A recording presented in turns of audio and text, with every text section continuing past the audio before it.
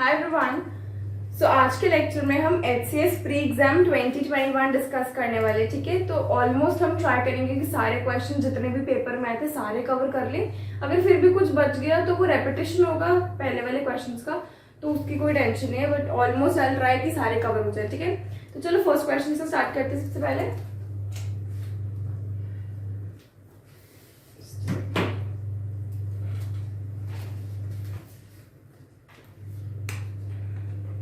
तो इसमें ये डायग्राम बना था, अब वो विजिबल होगा सबको डायग्राम। ये था D, G, F, B, C, E and A। जो ये सेंटर इंटरसेक्शन है तीनों का, ये F है। ऑलराइट, ये वाला जो सर्कल है this is for experienced hospital employ.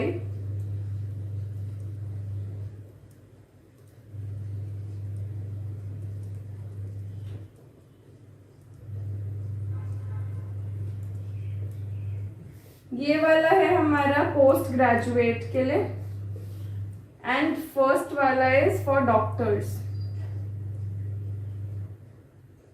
ठीक है। तो क्वेश्चन आया था, हमें बताना है which of the following represent such people who are experienced hospital employ but are not doctors.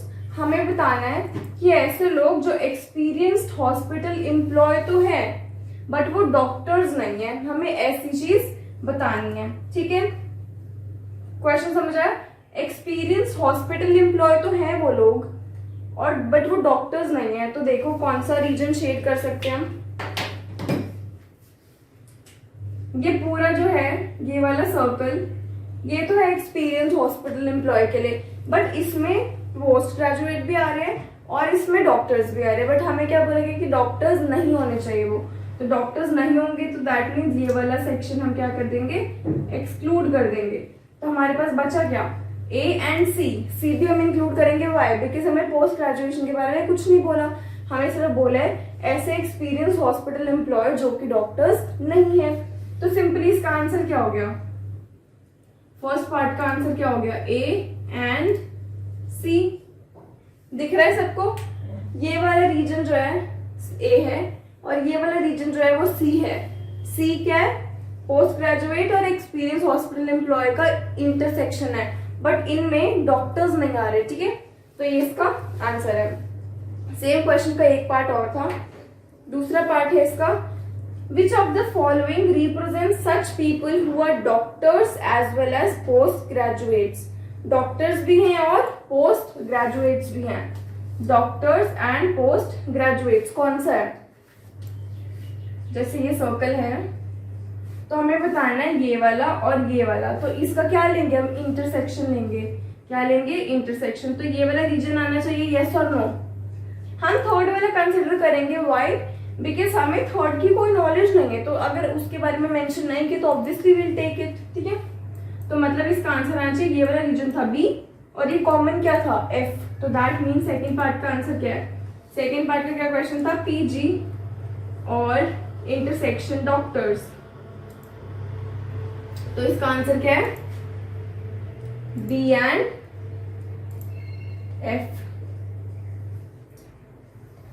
Clear है ये वाला, ध्यान से देखो, B एंड F इसका आंसर है, ठीक है।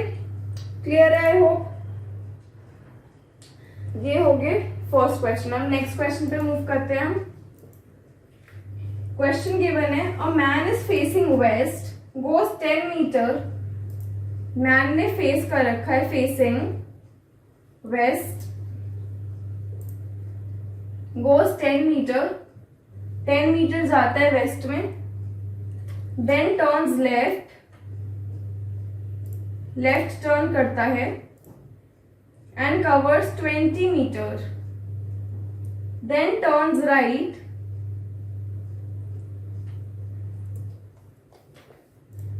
एंड कवर्स 20 मीटर्स, ठीक है। Then turns right, turns right and covers 20 meters. ठीक है. At what distance is he from the starting point? Starting point से क्या डिस्टेंस है. ठीक है, समझ आया. डायग्राम बनाते हैं. वेस्ट पे तो डायरेक्शन क्लियर होनी चाहिए. डायरेक्शंस क्या होती हैं, यहाँ पे बना देती हूँ डायरेक्शन. ये होती है नॉर्थ, साउथ, ईस्ट, वेस्ट, ऐसी होती है. ठीक है, तो हमें क्या बोला गया कि एक बंदे ने ना वेस्ट फेस कर रखा है. दैट मीन्स इस डायरेक्शन में फेस किया. तो यहाँ पे उसने फेस किया. फिर उसने क्या किया, चला है वो कितना, वेस्ट में फेस करके कितना चला है, 10 मीटर.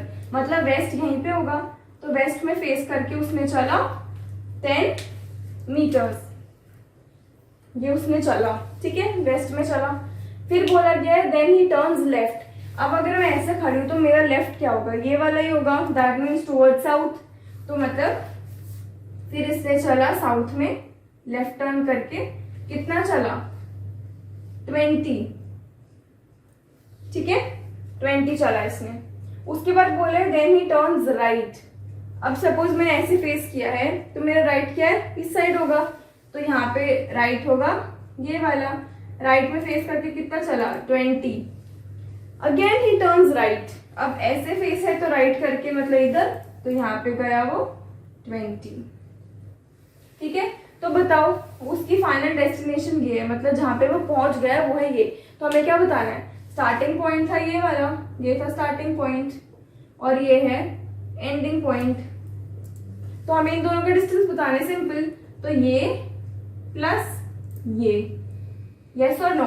तो ये वाला कितना है, स्क्वायर बन रहा है, ये 20 होगा ये वाला, और प्लस ये कितना है, 10.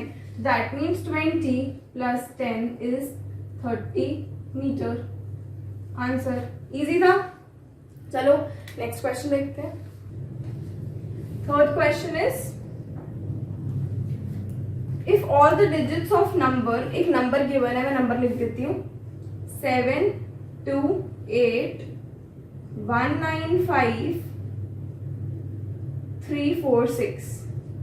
ये नंबर गिवन है और बोला गया जब इसको डिसेंडिंग ऑर्डर, डिसेंडिंग मतलब बड़े से छोटा, जब हम इसको डिसेंडिंग ऑर्डर में अरेंज करेंगे इसकी डिजिट्स को, तो हमें बताना है कि कौन सी डिजिट्स जो है वो अनचेंज रहेगी. कौन सी डिजिट्स अनचेंज रहेगी वो हमें बताना है. पहले इसको हम डिक्रीजिंग में अरेंज करते हैं. डिक्रीजिंग में करेंगे, कहाँ से स्टार्ट हो रहा है, 9 से. तो 9, देन 8, 7, 6, 5, 4, 3, 2, 1. ऐसे ही होगा डिक्रीजिंग में. हमें बताना है कौन सा अनचेंज रहा. तो यहाँ पे 7 था, 9 हो गया, 9. 2 था, 8 हो गया, 9. 8, 7, 1, 6, 9, 5, 5, 4, 3, 3, 4, 2, 6, 1. तो हमने क्या देखा, सिर्फ एक डिजिट अनचेंज्ड है. That is which one, this one. मतलब जब हमने इसको डिक्रीजिंग में किया तो सिर्फ और सिर्फ एक की डिजिट जो है उसकी ओरिजिनल पोजीशन जो है वो सेम रही. कौन सा, 3. तो दैट मीन्स आंसर क्या है, 1. देयर इज ओनली 1 डिजिट जो जिसकी पोजीशन अनचेंज रहती है. ठीक है, चलो नेक्स्ट. नेक्स्ट केवल है कि क्वेश्चन मार्क की जगह क्या आएगा, सीक्वेंस वाला प्रॉब्लम है ये. Fourth is AC, FH, KM, PR, question mark. ठीक है, तो जब भी अल्फाबेटिकल सीरीज आती है उसको सॉल्व करना होता है तो सिंपली कुछ बिना सोचे समझे ना, सबसे पहले you have to write alphabets. ठीक है, सबसे पहले अल्फाबेट्स लिख लेते हैं फटाफट से. A, B, C, D, E, F, H, I, J.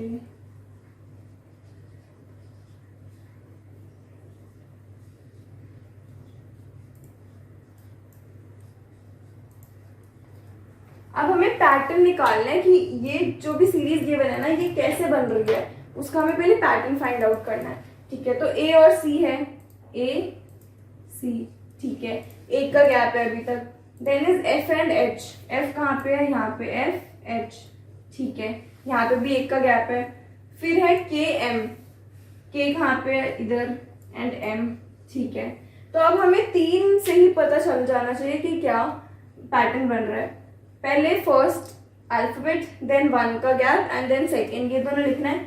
फिर उसके बाद इनके बीच में ना 2 और गैप है, पहले 1 का गैप है, फिर 2 का है, फिर अगेन डिजिट 1 का, देन 2 का गैप, फिर अल्फाबेट 1 का, देन 2 का गैप। तो मेरे अकॉर्डिंग नेक्स्ट होना चाहिए P, फिर 1 का गैप, देन R।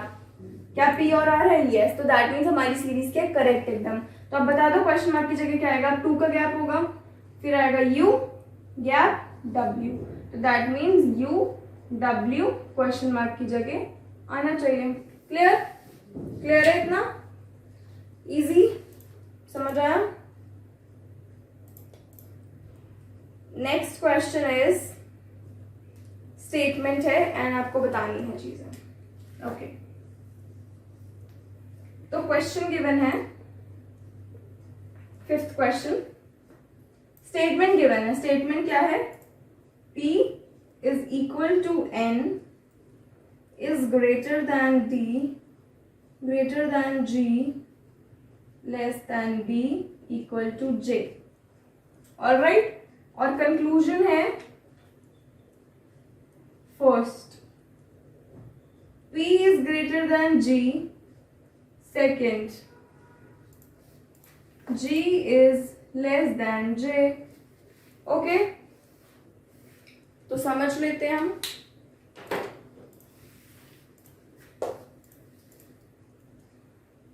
P और G कहाँ पे है, P एरा, G एरा। तो क्या P ग्रेटर देन है G के? देखो यहाँ पे P और G के बीच में इक्वल टू भी आ रहा है, ग्रेटर देन भी आ रहा है, और ग्रेटर देन इक्वल टू भी आ रहा है। तो दैट मीन्स यस, P जो है वो ग्रेटर है G से। दिख रहा है? एक चीज याद रखना, प्रायोरिटी होती है इसमें, बिकॉज ना कभी कभी आपको क्वेश्चन में गिवन होगा, सपोज फॉर एन एग्जाम्पल ये गिवन है आपको, ठीक है, ये नहीं, चलो हम ये देखते हैं। ये कंक्लूजन गिवन है, ये स्टेटमेंट गिवन है आपको। फॉर एन इंस्टेंस ये स्टेटमेंट गिवन है और आपको कंक्लूजन में पूछा गया है कि P is greater than D, yes और नो। तो क्या करोगे इसमें? नो। वाई? बिकॉज अगर आपका ग्रेटर देन इक्वल टू है तो आपको वो नहीं देखना, हमेशा प्रायोरिटी होती है इसकी, फिर होती है इसकी, फिर होता है ये एंड पे इसकी प्रायोरिटी, ठीक है। तो अगर आपका क्वेश्चन में मेंशन ये है तो आप ये नहीं लिख सकते उसको, हाँ इक्वल टू तो लिख सकते हो। अगर यहाँ पे होता P is equal to D तो yes you can write that, but अगर P is greater than equal to D है तो आप उसको P is greater than D नहीं लिख सकते। ये ध्यान रखनी चीज, ये प्रायोरिटी ऑर्डर होता है तो इसके अकॉर्डिंग देखना है। अब हम यहाँ पे देख रहे हैं इक्वल टू भी है, ग्रेटर देन भी है, ग्रेटर देन इक्वल टू भी है, तो दैट मीन्स मैं बोल सकती हूँ कि yes P is greater then G। But अगर ये ग्रेटर देन नहीं होता, यहाँ पे सिर्फ इक्वल टू और ग्रेटर देन इक्वल टू होता तो मैं ये नहीं बोल सकती थी, फिर ये रॉन्ग होता, ठीक है। करेक्ट है, अभी यहाँ पे है तो इसलिए मैंने बोला yes this is correct. Second देख लेते हैं, सेकेंड क्या है, G is smaller than J। ऐसे ही स्मॉल के लिए भी वैलिड होता है, ठीक है, मतलब लेसर देन के लिए भी। G is less than J, G is less than B equal to J। तो यस यहाँ पर भी हमारे पास ये वाला साइन आ रहा है तो दैट मीन्स ये भी करेक्ट है। तो इसका आंसर क्या है, बोथ 1 and 2 आर करेक्ट। समझ आया?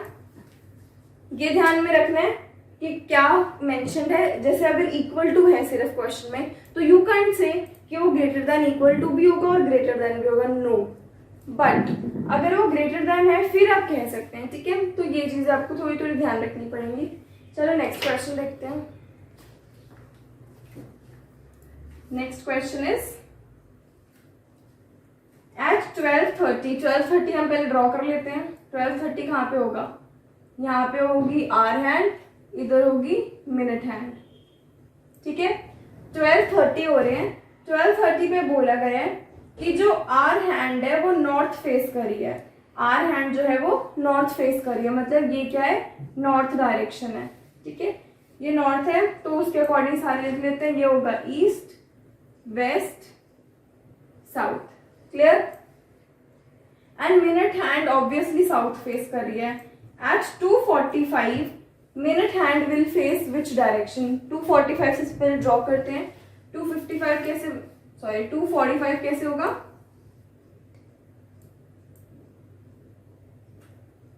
टू 45। तो इसमें हमने बताना है कि मिनट हैंड कौन सी डायरेक्शन फेस करेगी। ये वाली कौन सी डायरेक्शन थी? वेस्ट। तो आंसर क्या है? वेस्ट। क्लियर? इजी। अब ये तो हमारे स्टैंडर्ड के अकॉर्डिंग था, बिकॉज हमारे में भी नॉर्थ, साउथ, ईस्ट, वेस्ट ऐसे ही होता है। बट कुछ क्वेश्चन में थोड़ा सा कॉम्प्लेक्स कर देते हैं कि मतलब कह देते हैं कि ये जो है ये नॉर्थ है या सॉरी ईस्ट है, फिर आपको उसके अकॉर्डिंग अपनी सारी डायरेक्शंस देनी पड़ती। ठीक है? क्लियर है इतना?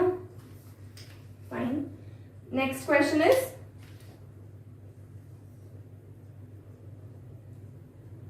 इफ 1 स्टार इक्वल्स 4 सर्कल, एक स्टार इक्वल है 4 सर्कल्स के, and 3 circles is equal to 3 circle equals 4 diamonds, 4 diamonds के इक्वल है। तो हमें क्या बताना है? Ratio of star to diamond, star to diamond, इसकी रेशियो बतानी है। ठीक है? सिंपल तरीके से करेंगे हम क्वेश्चंस, और हमें ना फटाफट सॉल्व करने का ट्राई करना है एग्जाम में। अभी तो हम स्लोली कर रहे हैं बिकॉज हमें समझना है अभी क्वेश्चंस को, बट एग्जाम में स्पीड हमारी बहुत इंक्रीज करनी होती है हमें। सिंपल, दोनों में कॉमन क्या है? हमें इसका और इसका चाहिए ना, दोनों में कॉमन क्या है? सर्कल। तो सर्कल को क्या करते हैं हम? इक्वल कर देते हैं दोनों जगह। तो 4 और 3 एलसीएम लेके क्या हो गया? यहाँ पे 3 मल्टीप्लाई कर देते हैं और इधर कर देते हैं 4 मल्टीप्लाई। ठीक है? तो यहाँ पे स्टार्स कितने हो जाएंगे? स्टार्स हो जाएंगे हमारे पास 3, इधर क्या हो जाएगा? 12 सर्कल्स। यहाँ पे भी हो जाएंगे 12 सर्कल्स, और यहाँ पे क्या हो जाएगा? कितने डायमंड्स हो जाएंगे? 4 तो ऑलरेडी थे, इंटू 4 कितने हो गए? 16। तो क्या आ गया स्टार और डायमंड की रेशियो? 3:16। क्लियर? वही देखना है कि जो कॉमन चीज है, कॉमन चीज को देखो एंड उसको इरेडिकेट, दैट मीन्स रिमूव करने का ट्राई करो। ऑलराइट, नेक्स्ट देखते हैं क्वेश्चन।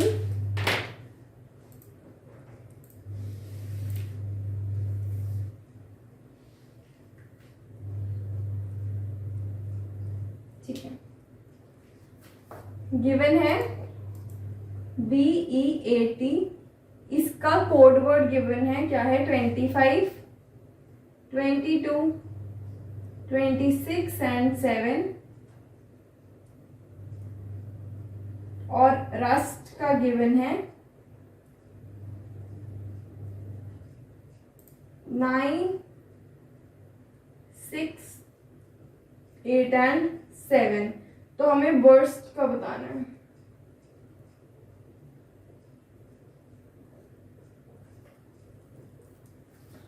बर्स्ट का बताना है हमें। सिंपल देखो, ये 2 तरीकों से सॉल्व कर सकते हैं हम, कि हम पूरा अल्फाबेट्स लिखें एंड अल्फाबेट्स लिख कर फिर हम डिटरमिन करें कि इसका क्या कोड वर्ड है। ठीक है? कि जैसे हमने सारे अल्फाबेट्स, बिकॉज हमें इतना तो समझ आ गया ना कि अगर हम स्टार्टिंग से देखते हैं तो बी का क्या नंबर होता है? 2। बट हम एंड से देखते हैं तो ए तो होता है 26। अगर हम जेड से काउंटिंग स्टार्ट करेंगे तो ए क्या होता है? 26। तो बी क्या आएगा? 25। दैट मीन्स ये हमारा opposite order, like reverse order में हमारे अल्फाबेट्स की काउंटिंग हो रखी है।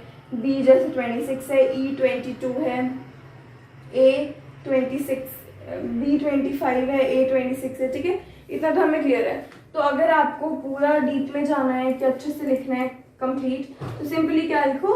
ABCD सारे लिख के फिर उसकी नंबरिंग करके and you can solve for this. But अगर डायरेक्ट करना है तो बी गिवन है, बी का क्या है? 25, बी इज 25। यू भी गिवन है, यू का क्या है? 6, आर का क्या है? 9, एस का क्या है? 8, टी का क्या है? 7। तो ये आपका आंसर है।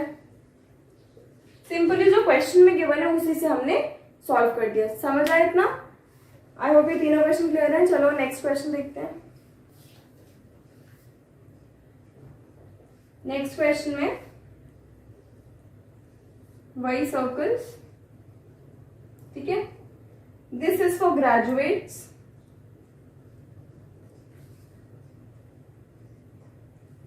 employed and youth।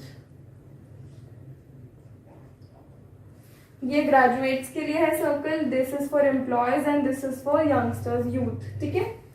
और इनकी वो नंबर्स भी गिवन है कुछ, एक सेकेंड। नंबर्स हैं 500, 30, 20, 10, 40, 50, 100, ठीक है। तो हमें बताना है, क्वेश्चन है, हमें बताना है how many young graduates are there. Simply young graduates बताने, तो दैट मीन्स यंग मतलब यूथ, ठीक है। तो यूथ एंड ग्रेजुएट्स का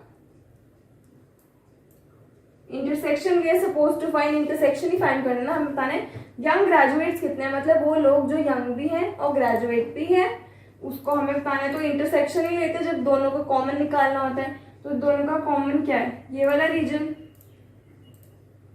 दिख रहा है, ये वाला रीजन, हाँ। तो क्या है इसमें 20 और 10 है, तो दैट मीन्स कितना आ गया answer, 20 + 10 30 students. Clear, simple, easy. Next देखते हैं फटाफट। The age of mother today, mother और डॉटर की एज का कुछ रिलेशन गिवन है, इक्वेशंस गिवन है। क्या गिवन है, age of mother today, let age of mother B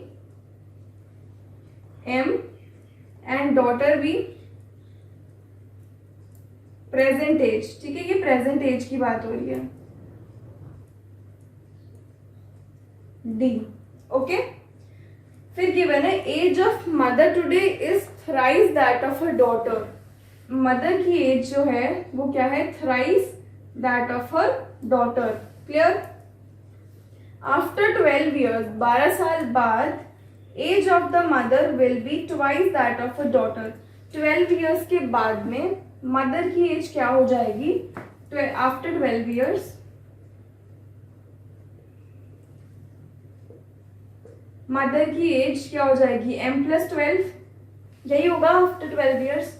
और क्या बोला गया, ये जो मदर की एज है वो किसकी इक्वल होगी, twice that of her daughter, twice that of her daughter. Daughter की भी हो जाएगी 12 + 12। क्लियर, ये इक्वेशन देखो ध्यान से, क्लियर है सबको। 12 ईयर्स के बाद मदर की एज होगी m+12, और ये बोला गया कि जो मदर की एज उस टाइम होगी ना वो किसकी इक्वल होगी, ट्वाइस ऑफ, मतलब 2 × किसके, डॉटर की उस टाइम की एज। तो अभी प्रेजेंट एज अगर ये है तो उसमें +12 कर देंगे। क्लियर। हमें बताना है present age of daughter, present age बतानी है डॉटर की। तो क्या करते हैं, m को रिप्लेस कर देते हैं 3d से इस क्वेश्चन में। तो ये हो जाएगा 3d + 12 = 2d + 24। क्लियर, हाँ। तो ये आ जाएगा d = 12। डॉटर की क्या एज आ गई, 12 ईयर्स। सिंपल, इक्वेशन बनानी आनी चाहिए। 2 इक्वेशन बनाई एंड फटाफट से सब्स्टिट्यूट करके you have to solve simply. कुछ क्वेश्चन में ना वेरिएशन भी हो सकता था, जैसे यू हैव टू टेल कि डॉटर की 10 ईयर्स पहले कितनी एज थी। तो अगर प्रेजेंट एज 12 आई है तो फिर 10 ईयर्स पहले मतलब -10 कर दो। सिंपल। कुछ भी हो सकता था कि हमें फाइंड करना है ट्वाइस डॉटर प्लस मदर की एज, तो 2 × 12 प्लस मदर की एज भी निकल जाएगी यहाँ से। तो वो करके आंसर निकालना है। प्रेजेंट एज निकालना मेन चीज है, वो निकल गया ना, एक का भी निकल गया, फिर तो सबका आप सिंपली कुछ भी निकाल सकते हो, कोई भी फिर कैलकुलेशन हो। ठीक है, चलो नेक्स्ट क्वेश्चन देखते हैं। नेक्स्ट क्वेश्चन है, a birthday baby cuts a cake into 2 halves. Cake है, एक बेबी ने इसको 2 हाफ्स में कट किया केक को, एंड फिर जो 1 हाफ था, 1 हाफ था, उसको स्मॉल पीसेस में कट कर दिया, उसको और स्मॉल स्मॉल पीसेस में कट कर दिया। हमें नहीं पता कितने पीस में कट किया, ठीक है।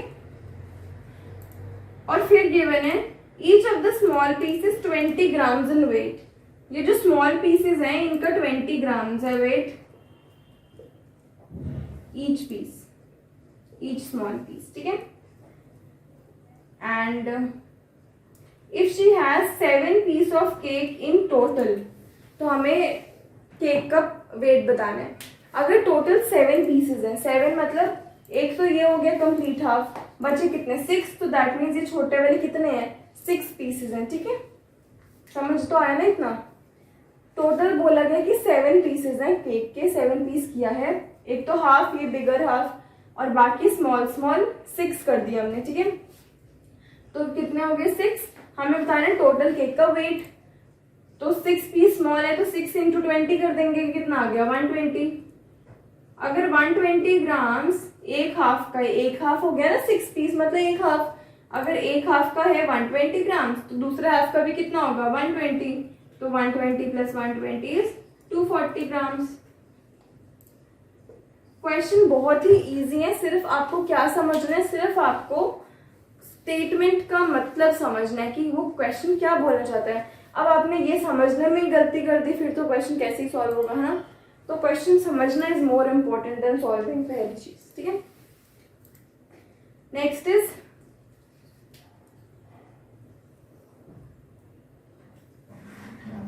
Poynting towards a boy. एक बॉय को पॉइंट करते हुए शाहरुख ने बोला कि जो ये लड़का है, अब ये वाले क्वेश्चन जो होते हैं जो ब्लड रिलेशंस वाले होते हैं, इसमें क्या होता है समझना, क्वेश्चन जो बोला गया उसको समझना इज वेरी इंपॉर्टेंट, ठीक है। तो क्या है कि शाहरुख ने बोला ही is the son of only son of my grandfather. ये जो बॉय है, शाहरुख ने पॉइंट करते हुए बॉय को बोला क्या, ही is the son of only son of my grandfather. तो शाहरुख के ग्रैंडफादर, उनके ओनली सन, ये ग्रैंडफादर किसके हैं शाहरुख के, ये याद रखना, ठीक है। शाहरुख के ग्रैंडफादर के ओनली सन का बेटा है ये बॉय,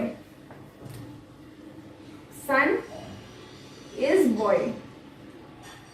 तो अब शाहरुख, अगर ये शाहरुख के ग्रैंड ओनली सन है, ओनली सन मतलब यहाँ पे उनको और कोई बेटा या बेटी नहीं है, मतलब बेटा नहीं है बेटी हो सकती है, बट हमें वो नहीं अभी फैक्ट पे जाना।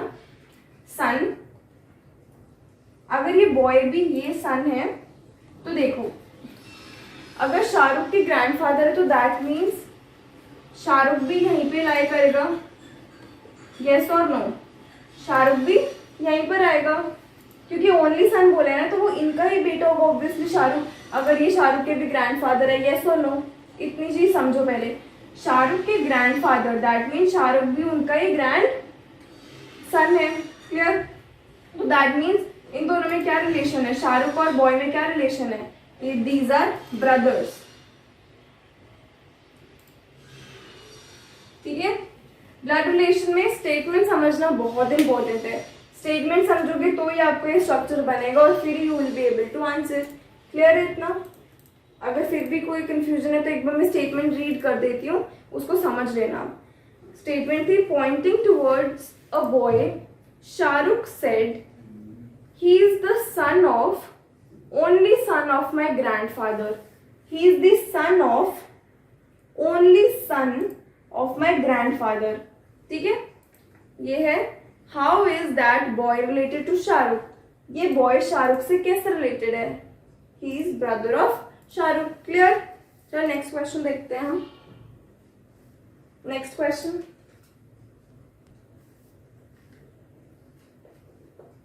क्वेश्चन है we have to find odd one out.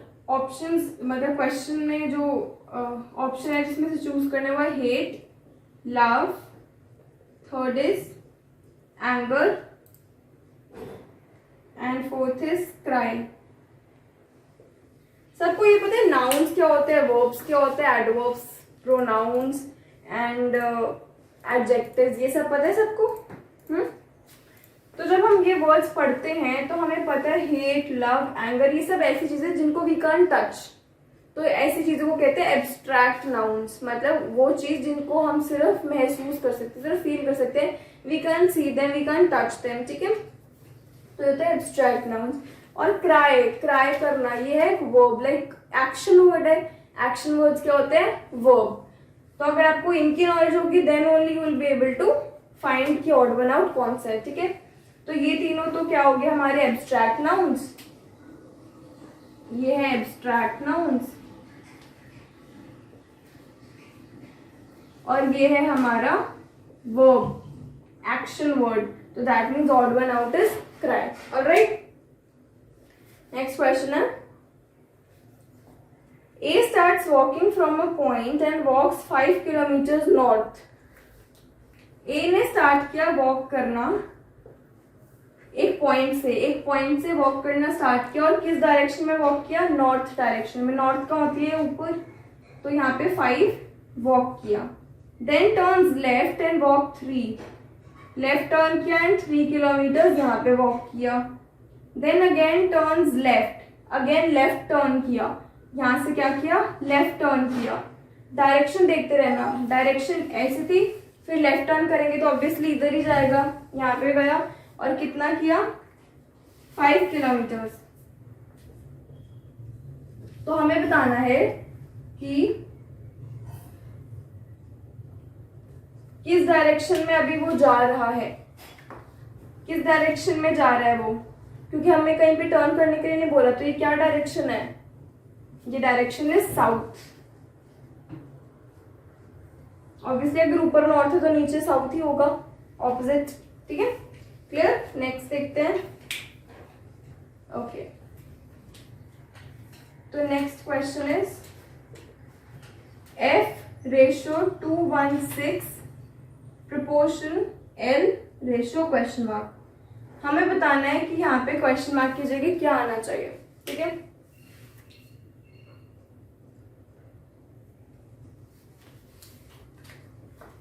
FL alphabet से, तो एक बार इनका नंबर देखते हैं हम कि हमें कुछ समझ आए कैसे करना है, ठीक है। F क्या है, क्या नंबर आ रहा है F का, 6, ठीक है। जैसे ही आप 6 निकालोगे ना, वैसे ही आपको, अगर आपने स्क्वायर्स एंड क्यूब्स पढ़े हैं तो आपको उधर से ही समझ आना चाहिए। 216 क्या होता है, 6 का क्यूब, यस और नो। एंड फिर L निकालेंगे, L का नंबर आता है, L इज 12। तो अगर L 12 है तो दैट मीन्स 12 का क्यूब करेंगे, यस और नो।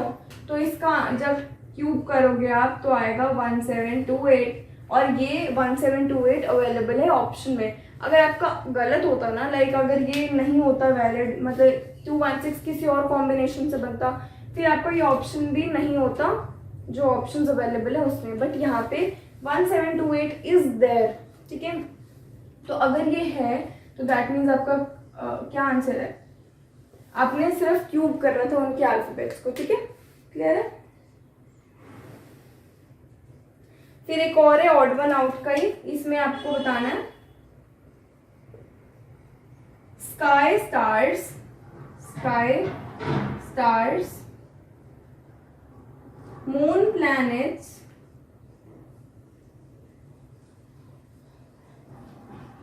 स्टेडियम प्लेयर्स,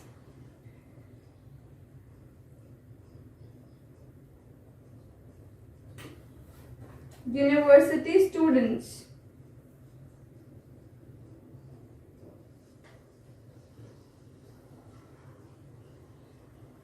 ठीक है, ऑड वन आउट बताना है तो सिंपली समझते हैं।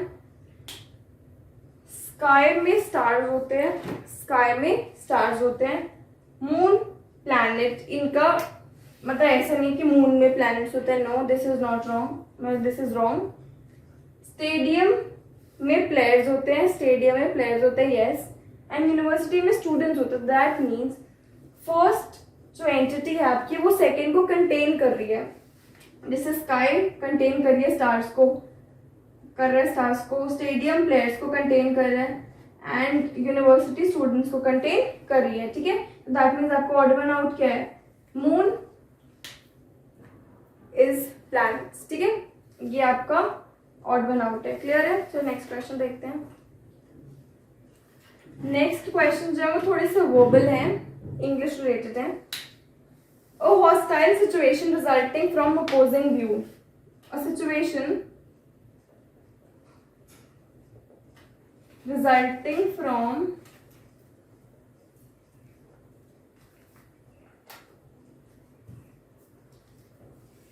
opposing views. ये इसके लिए टर्म बतानी है, जो होता है ना कि अनेक शब्दों के लिए एक शब्द, वैसा है ये कि मतलब ये पूरा एक उसका मीनिंग गिवन है वर्ड का, आपको बताना है वर्ड कौन सा है, ठीक है। ब्रेनस्टॉर्मिंग, कंसेंसस और कॉन्फ्लिक्ट, इनमें से आपको बताना है कि ये क्या है। तो ये अगर आपको पता है तो ही आप आंसर कर पाएंगे। इसका आंसर है कॉन्फ्लिक्ट। कॉन्फ्लिक्ट आप न्यूज में कहीं बहुत जगह सुनते होंगे कि कॉन्फ्लिक्ट हो गया, उनके विचारों में कोई तालमेल नहीं है, लाइक उनके जो विचार है वो ओपोजिंग है, ठीक है, बहुत डिफरेंट है, तो इसको कहते हैं कॉन्फ्लिक्ट। तो ठीक है, ये तो एक बेसिक टर्म है, आपको पता होनी चाहिए। Next is the person dash is awarded is a soldier dash father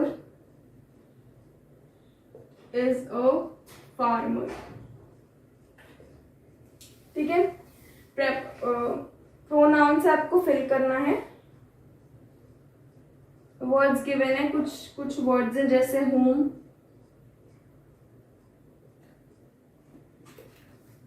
whose, who, ठीक है, ऐसे ये तीनों वर्ड्स गिवन है ऑप्शंस में, डिफरेंट ऑप्शन में। तो बताना है the person dash is awarded is a soldier dash father is a farmer. जिस पर्सन को अवार्ड मिला है वो एक सोल्जर है और उसके फादर क्या है, फार्मर। तो ये भी आपको करेक्ट सेंटेंस बताना है कि कैसे फ्रेम करोगे। The person who is awarded is a soldier, the person who is awarded is a soldier, who is awarded is a soldier whose father, जिसके पिता एक फार्मर है, वो है हुज, ठीक है। The person who is awarded is a soldier whose father is a farmer. Alright, clear, ठीक है। Next is the word that describes an action. Action को जो डिस्क्राइब करे, वर्ब्स तो होते हैं हमारे एक्शन वर्ड्स, बट वो वर्ड्स जो उसी एक्शन को डिस्क्राइब करे उन्हें कहते हैं एडवर्ब्स, उन्हें कहते हैं एडवर्ब्स। हमने पढ़े वर्ब्स क्या है, एक्शन, जैसे क्राइंग, स्लीपिंग, ये तो। और जो वर्ड्स इन एक्शंस को डिस्क्राइब करते हैं, जैसे सपोज रनिंग है, रनिंग क्या है, हमारा एक वर्ब है, एक्शन वर्ड है, ठीक है। तो जो रनिंग को डिस्क्राइब करे कि ही इज रनिंग फास्ट, तो जो फास्ट हो गया वो क्या हो गया हमारा एडवर्ब। एडवर्ब्स क्या होते हैं, जो एक्शन वर्ड्स को डिस्क्राइब करे। क्लियर, ये भी एक क्वेश्चन आया था, तो ये भी पता होना चाहिए आपको। Next is communication includes. Communication जो है वो किसको इंक्लूड करता है, लैंग्वेज क्लैरिटी, ये ऑप्शन है। Second is facial expression, third is body language, fourth is all of the above.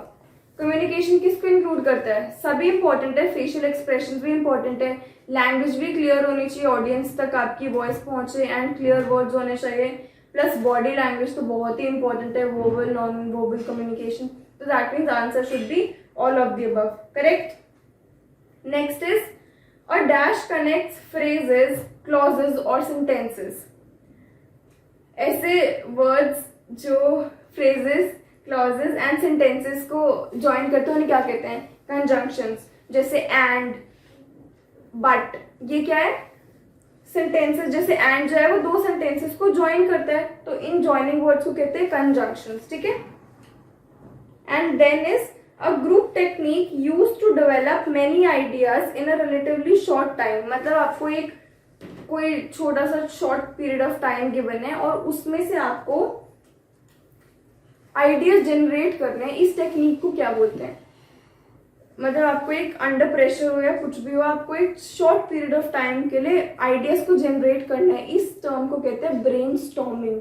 बोलते हैं ना कि चलो लेट्स डू ब्रेनस्टॉर्मिंग, कि आपको ग्रुप डिस्कशन करनी है and we have to brainstorm on this topic. ऐसे ऐसे क्वेश्चंस आते हैं, ऐसे आपने सुना होगा कहीं पे। तो ब्रेनस्टॉर्मिंग है इसके लिए टर्म, क्या कि एक शॉर्ट पीरियड ऑफ टाइम के लिए आपको क्या करना है? You have to develop many ideas, ठीक है। इसको कहते हैं ब्रेन स्टॉर्मिंग। सो आज के लिए इतना ही है, फिर हम नेक्स्ट लेक्चर में कंटिन्यू करेंगे जिसमें हम और डिफरेंट टाइप के क्वेश्चन देखेंगे। इंग्लिश के क्वेश्चंस ऐसे होते हैं जिसमें आपको थोड़ी नॉलेज होनी चाहिए, अपने बैकग्राउंड से थोड़ी नॉलेज होनी चाहिए। Verbs, adverbs, pronouns, nouns and adjectives, इन सब की बेसिक नॉलेज होनी चाहिए। तभी देखो आपने जो लास्ट में मैंने एंड में क्वेश्चंस कराए हैं 10-15, वो क्वेश्चंस तभी आप सॉल्व कर पाओगे जब आपको थोड़ी बहुत नॉलेज होगी इन चीज़ों की, ठीक है। एंड सिंपल टर्म्स, हमेशा एक रूल बना लो कि डेली आपको 3 to 4 words, new words learn करने इंग्लिश के। जैसे कॉन्फ्लिक्ट हमने पढ़ा, हमने ब्रेनस्टॉर्मिंग पढ़ा, ठीक है। तो ऐसे वर्ड्स डेली बेसिस पे आप करो, जो डेली यूज होते हैं, ऐसे वर्ड्स आपको पढ़ने हैं, ठीक है। कुछ ऐसे बहुत ही हाई फाई भी नहीं, बट हाँ जो डेली बेसिस पे यूज होते हैं वो वर्ड्स, ठीक है। चलो then, till then bye bye, take care. Next lecture में मिलते हैं। Hope you have enjoyed it. Thank you so much.